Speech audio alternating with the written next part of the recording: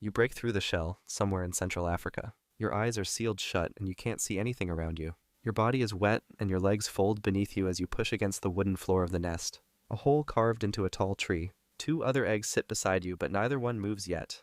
Your mother shifts her weight above you, then lowers her head and taps at one of the eggs with her beak. A crack forms and widens, and your sibling breaks through moments later, sliding out beside you with their wings pressed tight against their body. The third egg stays still. Your stomach is empty and you need food, so you open your beak and a sound comes out, high and short. Your mother returns and presses her beak to yours, transferring warm liquid down your throat.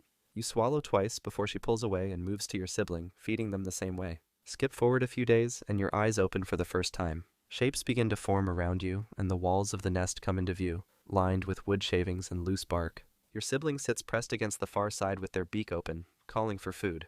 Your mother arrives with something clutched in her beak and she feeds your sibling first, then turns toward you. But then another shape appears at the entrance. A snake slides its head through the opening with its tongue flicking forward as it moves toward your sibling. Your mother lunges and clamps down on the snake's body just behind its head, biting hard. The snake coils around her leg and squeezes tight, but she doesn't let go. She drags it toward the entrance with her wings spread wide, then shoves it out. It falls and disappears into the branches below. She returns to the nest and shakes her leg once, then moves back over you. The third egg never hatched, and it won't. You're 5 weeks old now, and your feathers have grown in completely. Your sibling stands at the edge of the nest with their wings spread wide, flapping them hard without lifting off the wooden floor. You watch from the back, gripping the wood beneath you with your claws. Your sibling jumps. Their wings beat fast, but their body drops immediately, falling 2 meters before they catch a branch below with their feet. They scramble back up, climbing with their beak and claws until they reach the entrance again. You need to learn how to fly, so you move forward and look down past the edge. The ground is far below, hidden beneath layers of branches and leaves. You spread your wings and flap once, then again, but your feet stay planted. Your mother lands on a branch across from the nest. She calls once, short and loud, then takes off and circles back toward you. You watch her wings pull her upward with each stroke, the way they beat in rhythm. So you jump. Your wings open and beat down, but the timing is wrong, making your body tilt sideways and spin once before you catch a branch with one foot. You hang there flapping to pull yourself up, then grip the branch with both feet. Your sibling jumps again and makes it farther this time, landing on a lower branch with both feet. They call out, repeating the same sound over and over, and your mother circles back toward them. You need to catch up, so you jump again. This time your wings catch the air properly, and you glide forward, going down slowly until you land on the same branch as your sibling. That's your first real flight. Your mother lands beside you both, and for the first time you're all outside the nest together. But the tree is tall, and getting back up will take hours. You'll need to climb most of the way. Skip forward a bit and you're 3 months old. You follow your mother and sibling through the treetops, hopping from branch to branch and gliding short distances when the gaps are too wide. She lands on a fruiting tree and you land beside her. She picks a hard-shelled nut from a cluster and holds it against the branch with one foot. She bites down at the seam and twists her head, making the shell crack open, then pulls the seed out and chews it slowly before swallowing. You need to eat, so you pick up a nut and hold it the same way she did. You bite down, but your beak slides off the side. You try again, positioning it differently, and this time your beak catches the edge. You twist, but the shell stays closed. Your sibling lands on the branch above and drops a nut. It falls and bounces off a lower branch, splitting open when it hits, so they fly down and eat the seed inside. You try again. This time you grip the nut tighter and bite at the thinnest part of the shell, making it crack slightly. You twist harder and the shell splits open. You pull the seed free and swallow it whole. That's your first nut cracked properly.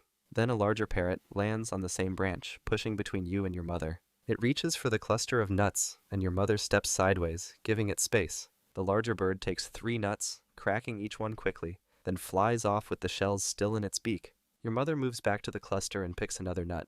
You do the same, cracking it faster this time. By the end of the day, you've eaten 6. Your sibling only managed 3. You're learning faster than they are, and soon you'll be strong enough to crack even harder shells. But other parrots are bigger and will take what they want, so you'll need to learn when to step aside.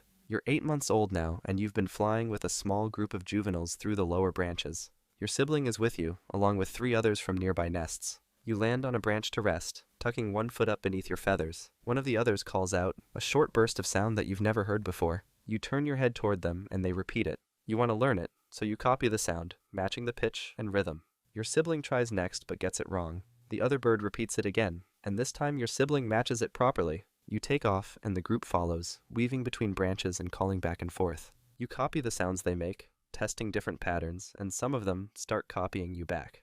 Then something drops from above. A hawk cuts through the branches with its wings folded tight, diving straight toward the bird in front of you. It strikes them in the air, locking its talons around their body, then pulls them upward through the leaves. You need to get away, so you tuck your wings and drop fast toward the thicker branches below. Your sibling follows, along with the two others. You weave between trunks and vines, calling out without thinking, and the others call back. You land on a low branch and press your body flat against the bark. Your sibling lands beside you with their wings still half open. The other two land farther down, hidden beneath a curtain of leaves. You stay there for hours without moving. The hawk doesn't come back, and the bird it took doesn't return either. After a while, you take off and fly toward the roosting tree where your mother waits. Your sibling follows close behind. The hawk is still out there, and it knows where your group flies. Tomorrow, you'll stay lower and watch the branches above more carefully. Skip forward a bit and you're 1 year old. You've been roosting with your mother and sibling for months. But this morning, your mother takes off with your sibling without waiting for you. You need to stay with the group, so you follow. But when you land on the fruiting tree, your mother turns her body and blocks your path. She doesn't call out or strike, she just faces away from you. You try landing on another branch, and she flies to a different tree. Your sibling watches, but stays close to your mother, feeding from the same cluster she's working on. You need to eat, so you fly to a different tree and find a fig covered in ripe fruit. You crack one open and swallow it, then call out once to see if anyone responds. But no one does. By midday, you've joined a different group. 5 other parrots, all around your age, are feeding from the same tree. You land near them and start cracking fruit. One of them moves closer, and you move away slightly but keep eating. They call out, a rising tone followed by a sharp click. You want to communicate, so you repeat it back, matching the rhythm. They do it again, adding a trill at the end. You copy that too, and another bird joins in, layering a different sound over the pattern. You fly with them to the next tree, and the next, and by the time you head toward the roosting site, you're moving with the group instead of following behind. Your mother and sibling are already perched when you arrive, but they don't look at you. You roost on a different branch with the new group instead. You won't go back to your mother after this. You're old enough to find your own food and your own group, and soon you'll be ready to find a mate. But first, you'll need to learn how to show another parrot that you're interested.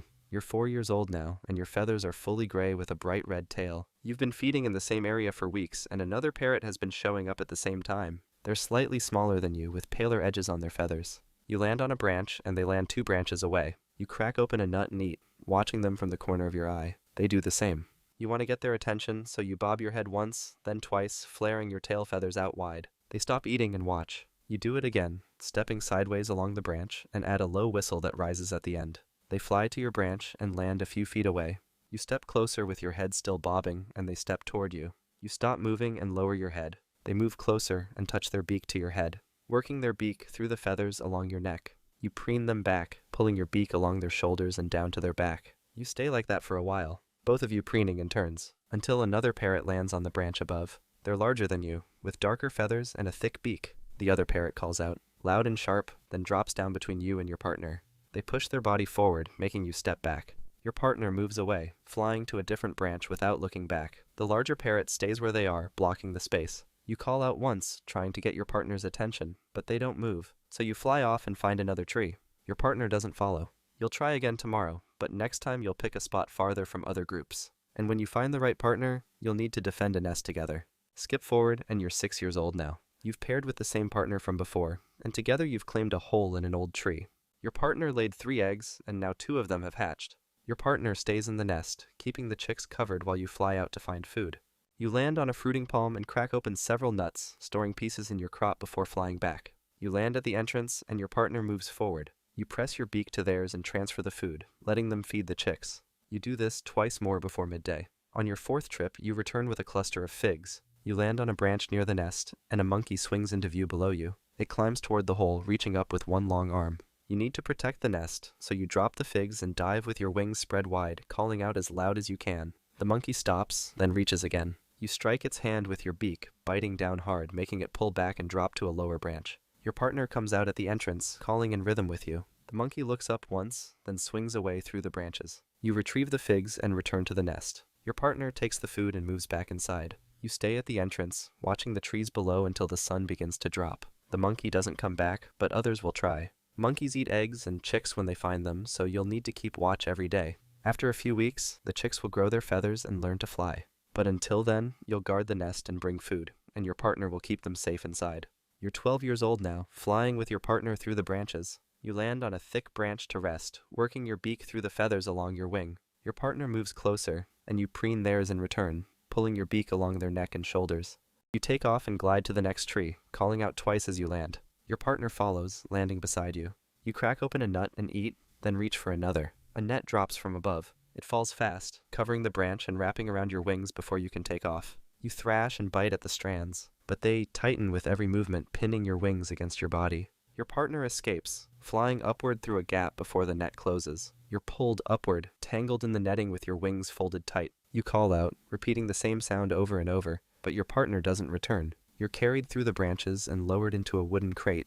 Other parrots are already inside, pressed against the walls and calling out in overlapping rhythms. The crate is sealed and lifted again. You lose your balance, sliding into the corner as the crate tilts. Days pass with almost nothing to eat. You stop calling and tuck your head beneath your wing. Your body weakens and your breathing slows. After a while, the crate is opened. Hands reach in and pull you out, but your legs don't respond properly. You're placed in a smaller cage with a shallow dish of water. You try to reach it, but your body doesn't move the way it should. Your partner is still in the forest. Your chicks have already left the nest. You survived snakes, hawks, and monkeys. You learned to fly, crack nuts, and raise your own young, but you won't see the treetops again.